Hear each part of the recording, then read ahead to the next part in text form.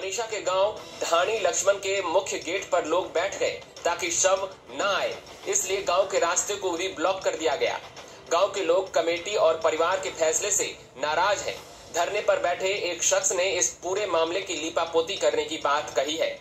जी sir, क्या नाम है, क्या कहना चाहेंगे? आज फिर से जो है धरना प्रदर्शन। बहन मनीषा का भाई सुबह कोई नाम गुण मारा, पूरा समाज उसके साथ है, तो उसको इंसाफ दिलाने के लिए। মনীষা নিখোঁজ হয়েছিল 11ই আগস্ট, আর সেই দিনকে তার বাবা মা যখন পুলিশে নিখোঁজ ডায়েরি করতে যায় তখন তার বাবা মাকে বলা হয়েছিল যে আরে ইয়াং মেয়ে চলে আসবে। এই যে মেয়েদের হয়ে যাওয়া অপরাধের ক্ষেত্রে পুলিশ প্রশাসন সরকারের যে ভূমিকা, সে যে কোনো রাজ্যে ভীষণ দায়িত্ব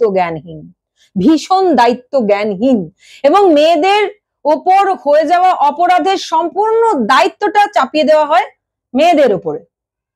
এবার 13ই আগস্ট একটি পরিত্যক্ত মাঠে মনীষার ক্ষতবিক্ষত দেহটা পাওয়া যায়। তখন মনীষার বাবা মা এসে সেটাকে আইডেন্টিফাই করে এবং মনীষার গলা কাটা ছিল, চোখ উপড়ে নেওয়া ছিল, যেরকম হয় আমরা এখন সবাই জানি যে এই ক্ষেত্রে কি করা হয় একটি মেয়ের সাথে, সেরকমই মনীষার ক্ষতবিক্ষত দেহ উদ্ধার হয় এবং তারপরে পুলিশ চেষ্টা করে যে সেটাকে আত্মহত্যা প্রমাণ করতে। তারা সুইসাইড নোটও নিখোঁজ হওয়ার 11 তারিখ নিখোঁজ হওয়ার 5 দিন বাদে তারা সুইসাইড নোটও একটা আবিষ্কার করে ফেলে এবং বলে যে মনীষা আসলে, পোস্টমর্টম রিপোর্টও তারা বলে যে, এবং আমরা এখন সবাই জানি যে এই সমস্ত কিছু ট্যাম্পার করা যায়, মানে আমরা চাইলেই, পুলিশ প্রশাসন সরকার চাইলেই সমস্ত কিছু নথি পাল্টে দিতে পারে। আর ওই আর একটা যে শুরুতেই বললাম যে মেয়েটির উপর দায়িত্ব দিয়ে দিতে পারে যে আরে ওই অত রাতে বেরিয়েছিল, কারণ আমরা অভয়ার ক্ষেত্রেও দেখেছি ওখানে কি করছিল, ওখানে কেন শুয়েছিল, আসলে আত্মহত্যা করেছে। এইরকম নানা রকম বিষয় এখন উঠে আসছে। এটা হরিয়ানার ভিয়ানির ঘটনা। দেখুন, আমি সবসময় আমার চ্যানেলে সেই ধরনের মানুষের কথাবার্তা বলতে চাই, এক তো প্রান্তিক মানুষ, আর যে বিষয়গুলি আমার মনে হয় সামনে আসার দরকার, যেগুলো নিয়ে বেশি কথা হয় না, আমি মূলত সেই রকম কিছু বিষয় আপনাদের অবগত করি, নিজেও অবগত হই, জানতে চাই, বুঝতে চাই। এবার আসুন আমরা হরিয়ানার ভিয়ানির ওই মেয়েটির, যার নাম মনীষা সিং, তিনি একটি মন্তেসরি স্কুলের মানে শিক্ষক ছিলেন এবং তিনি সেই দিনকে তার বাবার কাছ থেকে যেটুকু যা জানতে পারা যাচ্ছে, হরিয়ানা টক থেকে আমি যেটুকু যা তথ্য পেয়েছি, যে তার বাবাকে বলে গিয়েছিলেন যে একটি নার্সিং মানে কলেজে সে ভর্তির যে প্রসেস আছে সেটা জানতে যাচ্ছে। বাস তারপর থেকে টানা এই চাপানুতর চলছে, হত্যা না আত্মহত্যা, মানুষ প্রশ্ন করছে, মানুষ অবস্থান করছে। এবং এক্ষেত্রে মনীষার আবার পোস্টমর্টমের দাবি জানিয়েছে তার বাবা, বলেছে যে তার যে মানে ময়নাতদন্ত হবে এইমসে, সেই দাবি জানানো হয়েছে। এখন আমি যখন আপনাদের সঙ্গে এই কথাটা বলছি, স্টোরিটা করছি, তখন যা জানতে পেরেছি একটু আগেই যে সিবিআই এর তদন্তের কথা বলা হয়েছে। মনীষার যে মানে পোস্টমর্টম হবে এইমসে, এবং এখন যখন আপনাদের সাথে কথা বলছি এখনো মনীষার দেহ কিন্তু সৎকার করা হয়নি।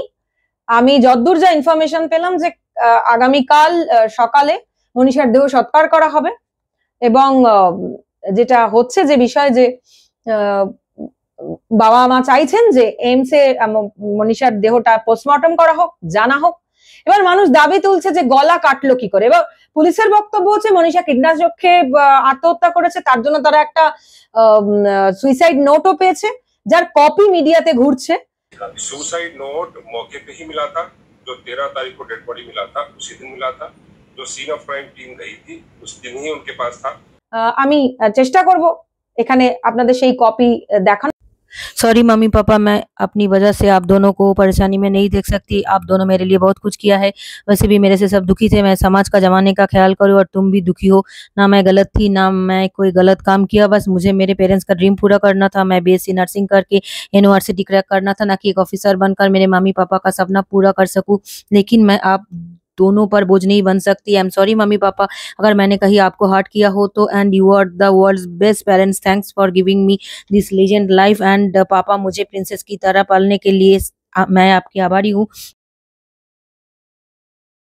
এখন বিষয়টা হচ্ছে যে আমরা জানি যে কিছু 1 বছর আগে আমাদের রাজ্যেও অভয়ার মতন ঘটনা ঘটেছে এবং দেখবেন যে সমস্ত সিমিলার, মানে আমি মনীষার ঘটনাটা দেখতে দেখতে ভাবছিলাম যে একদম সিমিলার, একদম প্রচুর মিল আছে, একই রকম ভাবে তথ্য দেয় প্রশাসন, তথ্য দেয়, প্রাথমিকভাবে চায় যে তাকেই, মেয়েটিকে, আসলে মেয়েদের মেলাইন করা যেহেতু খুব সোজা হয়ে যায়, ফলে দুম করে সরকার প্রশাসন সবাই যে কোনো রাজ্যের ক্ষেত্রে দুম করে মেয়েটির ঘাড়ে দায়িত্বটা দিয়ে দেয়। তাহলে কি হয় যে অনেকটা মানে এইভাবে সাজিয়ে দিলে, মেয়েটির ঘাড়ে দায়িত্ব দিয়ে দিলে হয় যেটা, সেটা হচ্ছে ঘটনাগুলিকে সাজানোর সময় পাওয়া যায়। তবে এক্ষেত্রে বডিটা কিন্তু এখনো রয়েছে, তাকে পোড়ানো হয়নি। আপনারা শুনলেন পুরো স্টোরি, আমি যতটুকু যা পারলাম ইনফরমেশন আপনাদের সামনে তুলে ধরলাম। আপনারা জানাবেন আপনাদের কেমন লাগলো, কেমন লাগলো মানে আপনারা আপনাদের ভাবনা চিন্তা, আপনাদের মানে কি মনে হচ্ছে এই রকম কিছু আর কি, কেমন লাগলো মানে তো ভালো মন্দ লাগার বিষয় না। আপনারা শুনলেন পুরোটা, সুতরাং আমি ঠিক সেই কারণে একদম অভয়ার প্রতি সংহতি থেকেই আমি মনীষা সিং এর স্টোরিটা আমি আপনাদের সামনে তুলে ধরলাম। হরিয়ানার ভিয়ানির মেয়ে মনীষা সিং, মাত্র 19 বছর বয়স ছিল তার। 11ই আগস্ট থেকে নিখোঁজ, 13 তারিখে বডি খুঁজে পাওয়া যায়। যাই হোক, আপনারা জানাবেন আপনাদের যদি কোনো মতামত থাকে অবশ্যই আমাকে জানাবেন। আপনাদের যদি কোনো কিছু বলার থাকে তাহলে আমাকে মেল করবেন, আমার মেল আইডি দেওয়া রইল। এবং আমি যেটা একদম ভুলে যাই সেটা হচ্ছে যে আমার চ্যানেলটিকে আপনারা সাবস্ক্রাইব করুন, আপনারা শেয়ার করুন, এটা বলতে আমি একদমই ভুলে যাই। আপনাদের যদি মনে হয় যে এই চ্যানেলটি চলুক, এরকম কিছু কথা আমার চ্যানেলের মাধ্যমে বেরিয়ে আসুক সামনে, তাহলে অবশ্যই আমার চ্যানেলটিকে শেয়ার করবেন এবং সাবস্ক্রাইব করবেন। ভালো থাকবেন।